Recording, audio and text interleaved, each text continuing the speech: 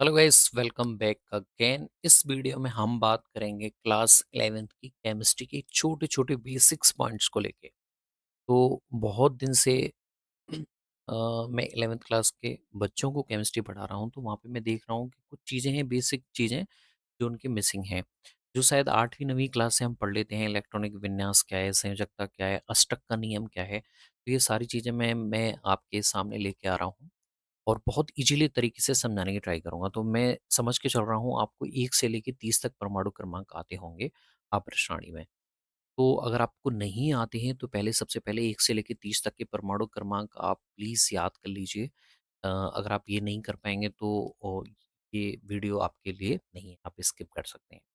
तो सबसे पहले आपको 1 से 30 तक, तो यहाँ पे हम जैसे मान लीजिए सबसे पहले तत्व का प्रतीक किस तरह से लिखते हैं, तो हम केमिस्ट्री की भाषा में अगर लिखेंगे तो हम किसी तत्व को इस तरह से लिखते हैं।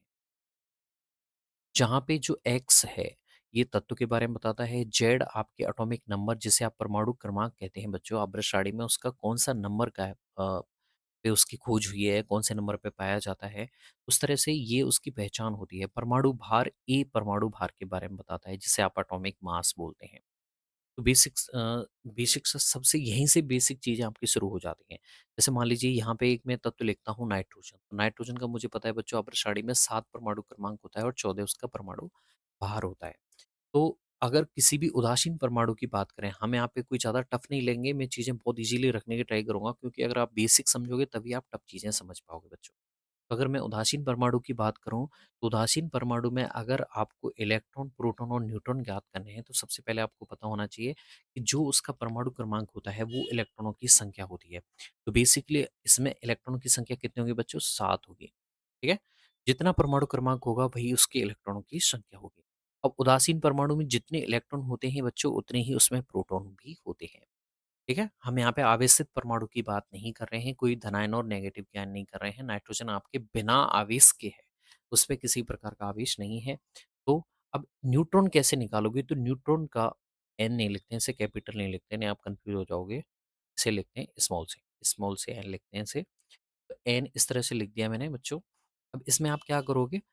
परमाणु भार में से जेड, जिसे हम परमाणु सॉरी एटॉमिक मास, ये जिसे हम बोल रहे थे, उसमें से परमाणु क्रमांक घटा, यानी कि 14 में से आप 7 को घटा दीजिए, परमाणु भार में से परमाणु क्रमांक घटा दीजिए, तो आपको न्यूट्रॉनों की संख्या पता चल जाती है। मुझे पता है एक परमाणु में उसके केंद्र में नाभिक पाया जाता है। नाभिक में 2 तरह के कण पाए जाते हैं। एक तो पाया जाता है बच्चों प्रोटॉन, और एक पाया जाता है न्यूट्रॉन, ठीक है? न्यूट्रॉन। और बाहर की तरफ इसके कोश में इलेक्ट्रॉन चारों तरफ ऐसे घूमते रहते हैं, चक्कर लगाते रहते हैं। अब मुझे पता है नाभिक न्यूट्रॉन कैसा रहता है, आवेश रहित रहता है। उदासीन हो सॉरी आवेश रहित, उस पे कोई भी आवेश नहीं होता है। जबकि प्रोटॉन पे कैसा होता है बच्चों, इस पे प्लस आवेश पाया जाता है। तो आप कह सकते हो कि नाभिक में प्लस और उसके चारों तरफ इलेक्ट्रॉन वाला आवेश। अब दोनों कैसे हैं, विपरीत हैं, तो एक दूसरे को आकर्षित करते हैं। इसी वजह से ये चारों तरफ इसके चक्कर लगाता रहता है। अगर आकर्षण नहीं रहेगा तो चक्कर लगाने का मतलब है ही नहीं, ठीक है? जैसे पृथ्वी है, सूर्य के चारों तरफ चक्कर लगाती है, तो वो भी गुरुत्वाकर्षण, आकर्षण की वजह से। गुरुत्व वाला आकर्षण है वहाँ पे, ठीक है? उसी तरह से यहाँ पे भी आकर्षण है,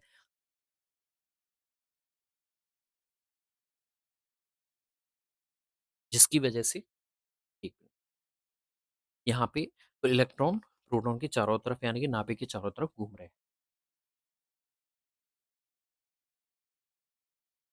चलिए, अब इतना आपको पता चल गया, तो आप किसी भी परमाणु में इलेक्ट्रॉन, प्रोटॉन, न्यूट्रॉन पता कर सकते हैं। दूसरा क्वेश्चन मैं आपके लिए दे रहा हूँ, मैं थोड़ा-सा फास्ट चल रहा हूँ, ठीक है? जिस तरह से हम क्लास में चलते हैं, उस तरह से मैं आपको 1 घंटे या फिर 30-40 मिनट तक नहीं समझा सकता किसी भी टॉपिक को, लेकिन आप मैं समझता हूँ थोड़ा-सा बेसिक तो आपको खुद आता होगा। लेकिन मैं वापस से बता रहा हूँ, एक एग्ज़ाम्पल आपको खुद करना है, ठीक है? जैसे सोडियम है, उसका परमाणु क्रमांक 11 है, उसका परमाणु भार 23 है। बच्चों, इसमें आपको इलेक्ट्रॉन, प्रोटॉन और न्यूट्रॉन की संख्या बतानी है। मुझे आप कमेंट में ज़रूर बताइएगा और फिर हम इस पे चर्चा करेंगे। अभी हम अगले वाला इस पे आते हैं कि एक और क्वेश्चन कर लेते हैं, चलिए तीसरा। हमारे सामने है कैल्शियम, जिसका परमाणु क्रमांक 20 है, परमाणु भार 40 है। तो मुझे पता है इस पे किसी भी प्रकार का आवेश नहीं है, तो ये उदासीन परमाणु है। और उदासीन परमाणु में परमाणु क्रमांक जो होता है वह इलेक्ट्रॉन के बराबर होता है। यहाँ पे इलेक्ट्रॉन कितने हैं? 20। और जितने इलेक्ट्रॉन होंगे उदासीन परमाणु में उतने ही प्रोटॉन पाए जाएँगे बच्चों। अब मुझे न्यूट्रॉन पता करना है बच्चों। तो परमाणु भार कितना है बच्चों? यहाँ 40, 40 में से 20 घटा दिए मैंने, तो 20 यहाँ पे न्यूट्रॉनों की संख्या आ जाती है बच्चों। तो अगर आप इसे जोड़ करना चाहो, जिसे आप न्यूक्लियॉन बोलते हो, न्यूक्लियॉन क्या होता है बेसिकली? न्यूट्रॉन और प्रोटॉन दोनों की संख्या, न्यूट्रॉन प्लस प्रोटॉन की संख्या। तो यहाँ पे 20 और 20 कितना हो गया? टोटल 40 न्यूक्लियॉन एक तरह से आपके परमाणु भार आ जाता है। Sorry, sorry, sorry.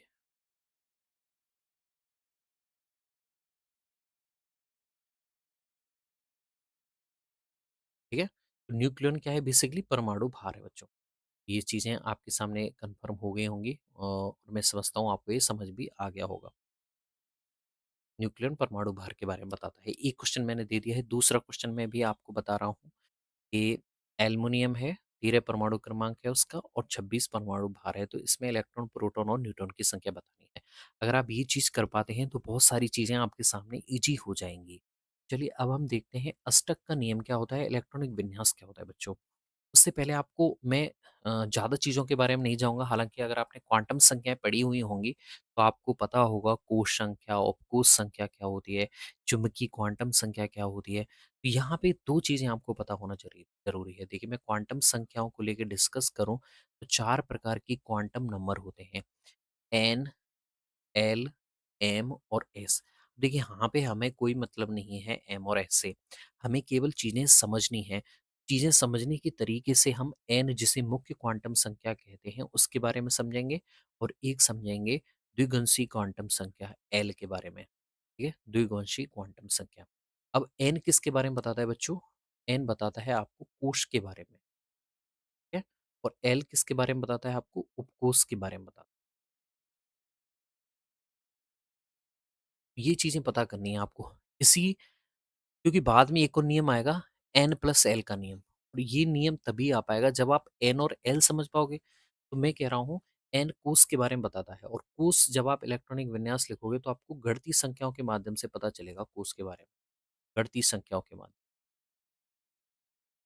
और उपकोष के बारे में आपको पता चलेगा अल्फाबेटिकल, अल्फाबेटल नहीं, सॉरी, अंग्रेजी के अक्षरों के माध्यम से, जिसमें एसपीडीएफ 4 उपकोष देखने को मिलते हैं, ठीक है? तो उपकोष आप डायरेक्ट ध्यान रख सकते हो। अंग्रेजी में अगर जो भी लिखा हुआ है इंग्लिश में एसपीडीएफ इस तरह से, तो वो उपकोष होता है। हालाँकि कई बार हम कोष को भी इंग्लिश से लिख देते हैं, जैसे केएलएमएन।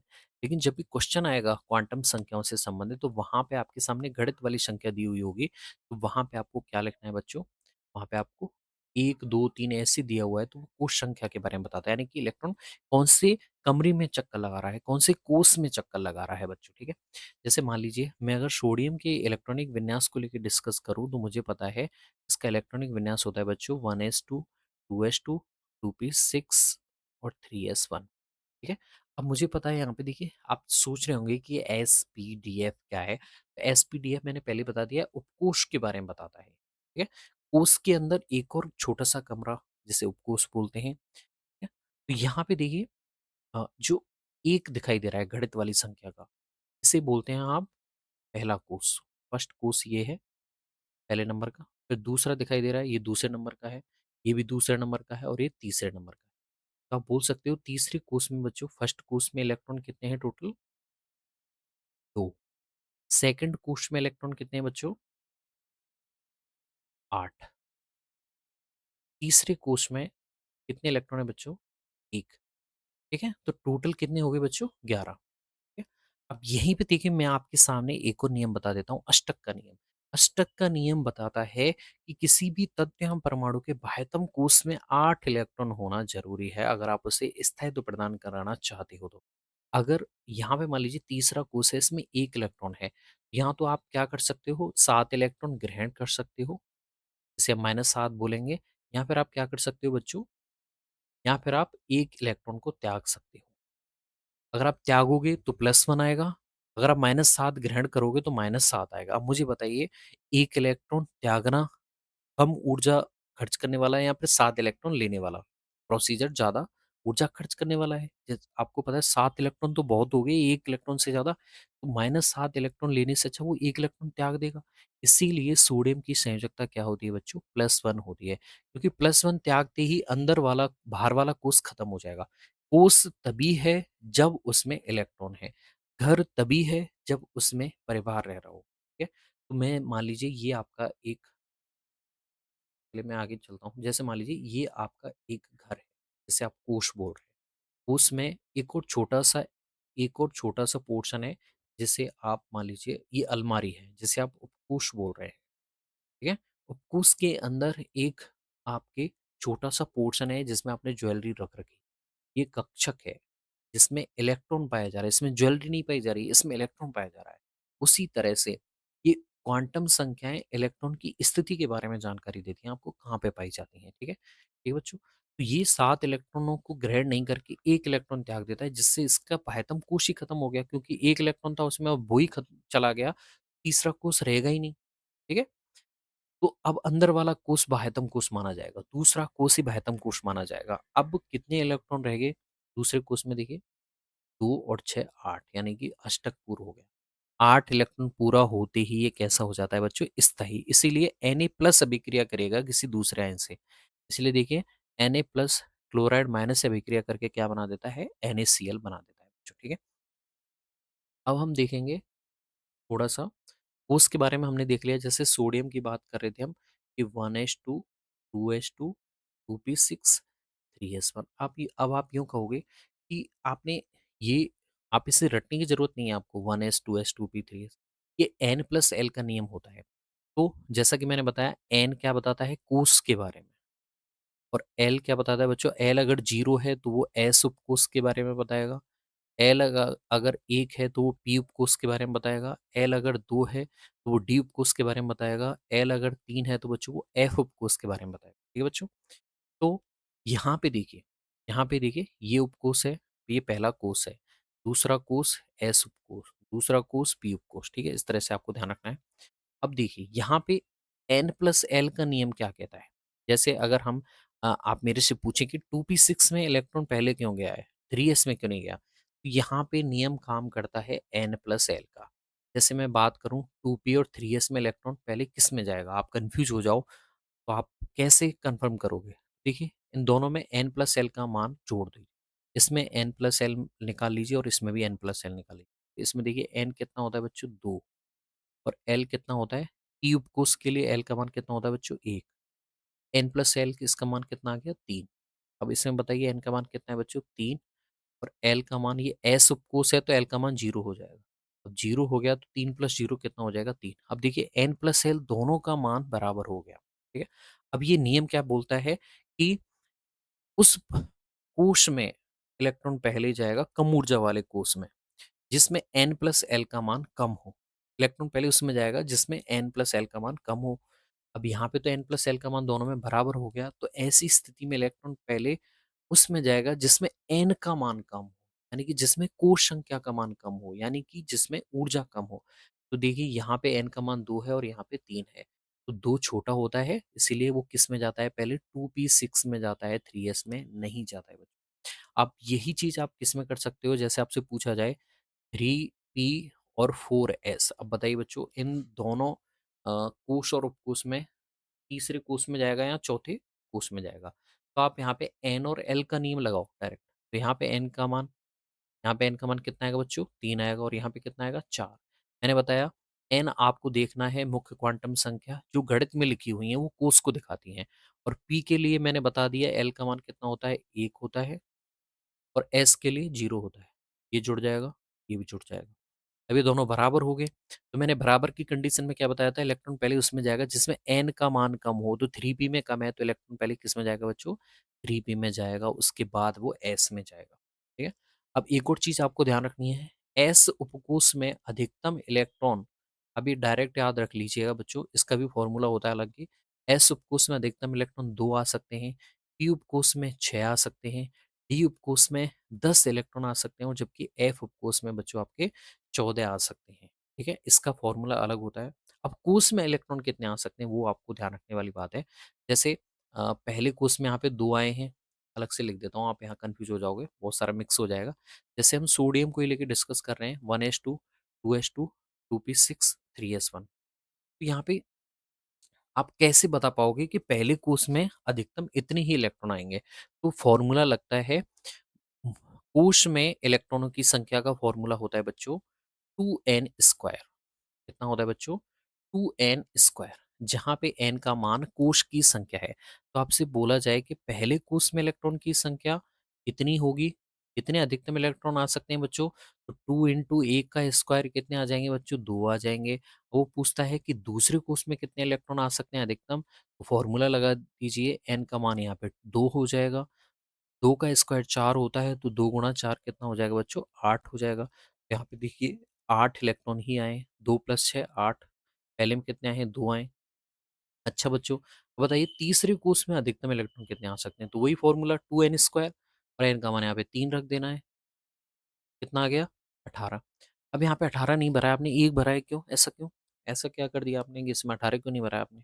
आपकी हिम्मत कैसे हुई आपने इसमें 1 भरा है? 17 भी तो आ सकते हैं। लेकिन मुझे तो इसमें 11 ही पता है इलेक्ट्रॉन, क्योंकि इसमें परमाणु क्रमांक 11 होता है, तो इसमें तो अधिकतम 11 इलेक्ट्रॉन ही आ सकते हैं। तो आप आगे ज़्यादा क्यों भरो? आपने 10 इलेक्ट्रॉन पहले से भर दिए, तो इसमें 1 इलेक्ट्रॉन और भर दो। तो आपके तीसरे कोष में सोडियम में 1 इलेक्ट्रॉन आया है। बाकी अधिकतम कितने आ सकते हैं तीसरे कोष में? 18 अधिकतम इलेक्ट्रॉन आ सकते हैं, ठीक है? मुझे ये भी तो देखना है कि इलेक्ट्रॉन कितने सहन कर सकता है, कितने इसके कोष में भर सकते हैं। मुझे कमरे का आकार देख के तो पता चलेगा कि मैं इसमें कितना सामान भर सकता हूँ, उसी तरह से आपको यहाँ समझना पड़ेगा बच्चों, ठीक है? तो ये चीज़ मैं आपको इसलिए बता रहा हूँ जिससे आप इलेक्ट्रॉनिक विन्यास अच्छी तरह से समझ पाओ बच्चों, ठीक है? तो यहाँ ये चीज़ें पता चल गई आपको। तो किसी भी कोष में अधिकतम इलेक्ट्रॉन बता सकते हो आप, और उपकोष में बता सकते हो। तो उपकोष मैंने बता दिया, एस में अधिकतम इलेक्ट्रॉन 2, पी में 6, डी में 10, एफ में 14। एस उपकोष के लिए द्विगांशीय क्वांटम संख्या का मान कितना होता है? एल का मान 0 होता है, इस पी के लिए 1 होता है, डी के लिए 2 होता है, एफ के लिए बच्चों 3 होता है। तो ये हो गया, ठीक है? अब हम संयोजकता में बता चुका हूँ, संयोजकता किसे कहते हैं? देखिए, संयोजकता वही है, जैसे मैंने बताया एल्युमिनियम। एल्युमिनियम का परमाणु क्रमांक 13 होता है। तो अगर इसका इलेक्ट्रॉनिक विन्यास लिखोगे तो आप इस तरह से लिखोगे,